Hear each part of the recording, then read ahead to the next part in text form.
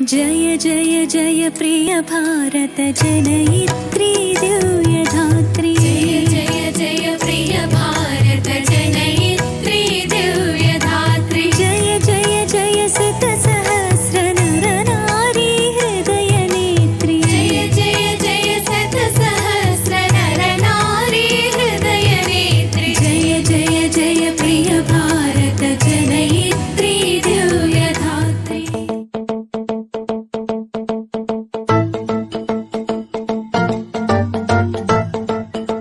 శ్రీ భారత్ వీక్షకులందరికీ శుభాకాంక్షలు, నమస్కారం.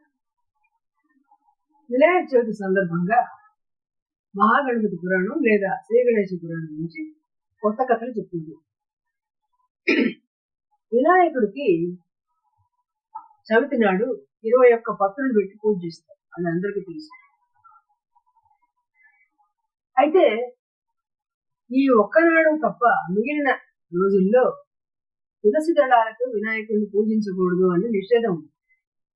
అది ఎందుకు అనే కథ మనకు చెప్తుంది. ఒకసారి గోలోకంలో లక్ష్మీదేవి, సరస్వతి, రాధ ముగ్గురి మధ్య ఒక కలహం వచ్చింది.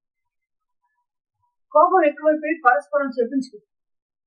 రాధ శాపం కారణంగా లక్ష్మీదేవి భూలోకంలో వృషధ్వజుడనే రాజుకు తులసి అనే పేరుతో అమ్మాయిగా పుట్టిన నాటి నుంచి విష్ణు భక్తి ఉన్నది.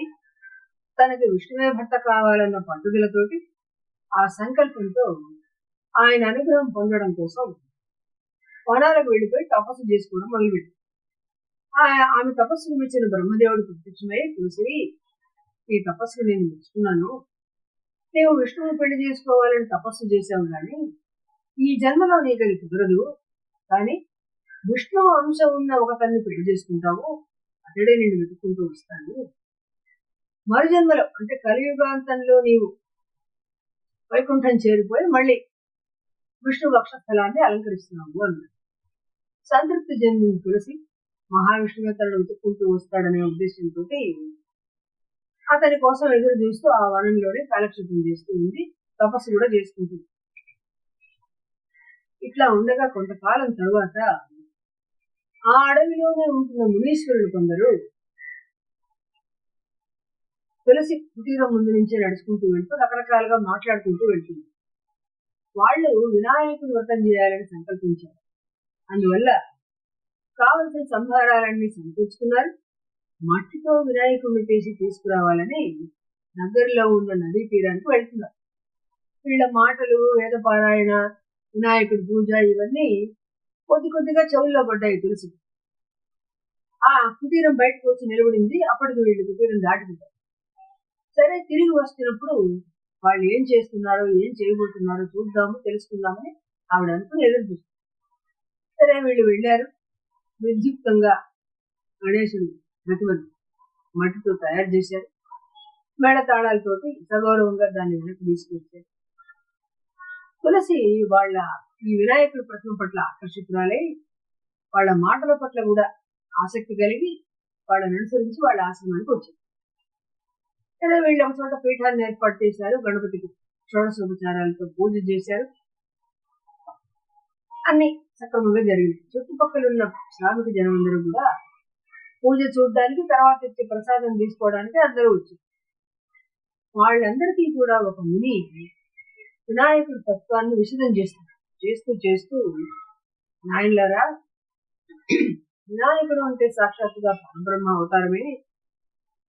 శుక్లాం వరధరం విష్ణు అంటే తెల్లటి బట్టలు కట్టుకున్నవాడు విష్ణువు. విష్ణువు అంటే సర్వత్రా వ్యాపించే లక్షణం గలవాడు అని అర్థం. అందువల్ల ఇక్కడ ఉన్నాడు, అక్కడ లేడనే సందేహం వద్దు. చక్రి అనేవాడు అన్ని చోట్ల ఉంటాడు అన్నట్టుగా ఆ విష్ణువే ఈ భూమి రూపం దాచాడు. పరబ్రహ్మే ఈ విఘ్నేశ్వరుడు రూపంలో అవతరించాడు అని చెప్తున్నాడు. చెప్తుంటే తులసికి ఒళ్ళు తెలియలేదు. విష్ణువే విఘ్నేశ్వరుడు అన్నమాట చెవిలో పడగానే, బ్రహ్మవరాన్ని అనుసరించి నన్ను వెతుక్కుంటూ వచ్చిన వరుడు ఈయనే అనుకుంది. వెతుక్కుంటూ వచ్చాడు, ఇక నేను వెళ్ళి వరించాను అనుకుని తాను ఎక్కడున్నది, ఆ సమయం ఏమిటి, సందర్భం ఏమిటి, ఇవన్నీ గ్రహించకుండా మోహావేశంతో చేతిలో ఒక వరమాల పట్టుకుని విఘ్నేశ్వరుడు విగ్రహాన్ని సమీపించి, స్వామి, జన్మ జన్మలకు నీవే నా భర్తవు, నేనే నీ భార్యను, నన్ను అనుగ్రహించి వరించి ఇదిగో వరమాల అని వేయబోయింది.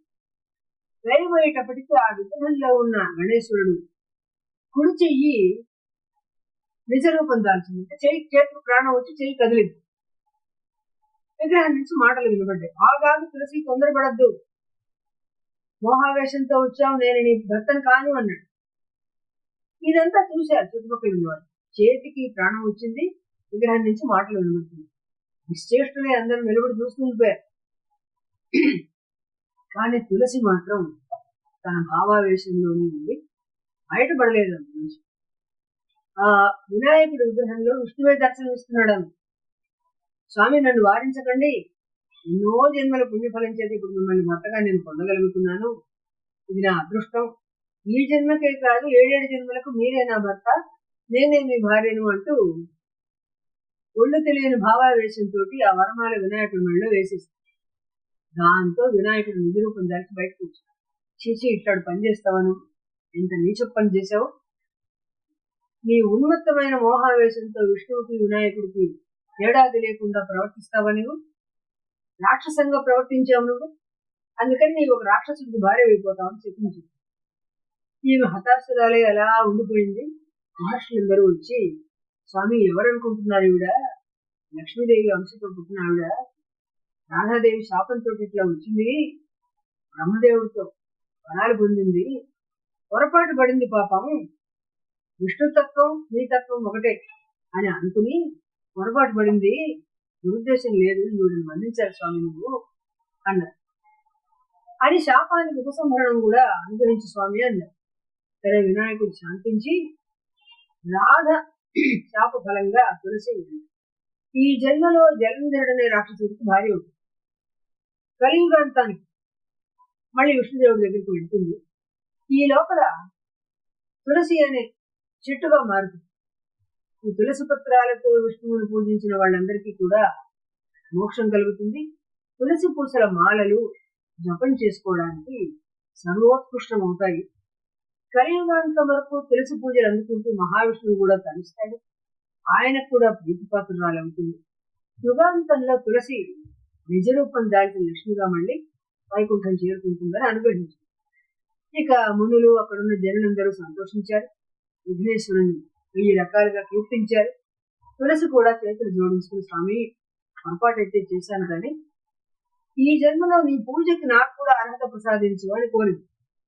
విఘ్నేశ్వరుడు అన్నాడు, ఈనాడు వినాయక చతుర్థి, వినాయక చవితి అని కూడా అంటారు. ఈ రోజు నా పుట్టినరోజు, ఈ ఒక్కనాడు మాత్రం నా భక్తులు నాకు వేసే 21 పత్రులలో తులసి దళాలతో కూడా పూజ చేస్తే నేను అంగీకరిస్తాను.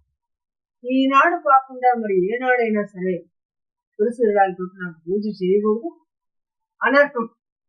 అనర్హం అవుతుంది అట్లా పూజ చేయడం అన్నాడు. అందుకని ఆనాటి నుంచి కూడా కేవలం వినాయక చవితి నాడు తప్ప మిగిలిన రోజుల్లో విఘ్నేశ్వరుడికి తులసి దళాలతో ఎవరు పూజ చేయరు. ఈ తులసి వల్ల మనకి అన్ని చెట్లు కూడా ప్రాణవాయువుని పగటిపూట అందించి రాత్రి బొగ్గు పులుసు వాయువుని అందిస్తాయి. తులసి మాత్రం రాత్రి పగలు ఆ ఆక్సిజన్ అంటే ప్రాణవాయువుని మనకి అందిస్తుంది. ఆ చెట్ల కింద పడుకున్నా మనకి ఎట్లాంటి ఇబ్బందులు కలగవు. ఇతర దేవతల పూజా పద్ధతులలో లేనటువంటి ఆరోగ్యము, వైద్యము, ఆహార చికిత్స విధానాలన్నీ కూడా ఈ వినాయక పూజలో అంతర్లీనమై ఉన్నాయి.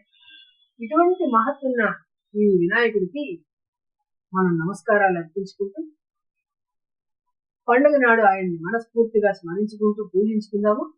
నమస్కారం.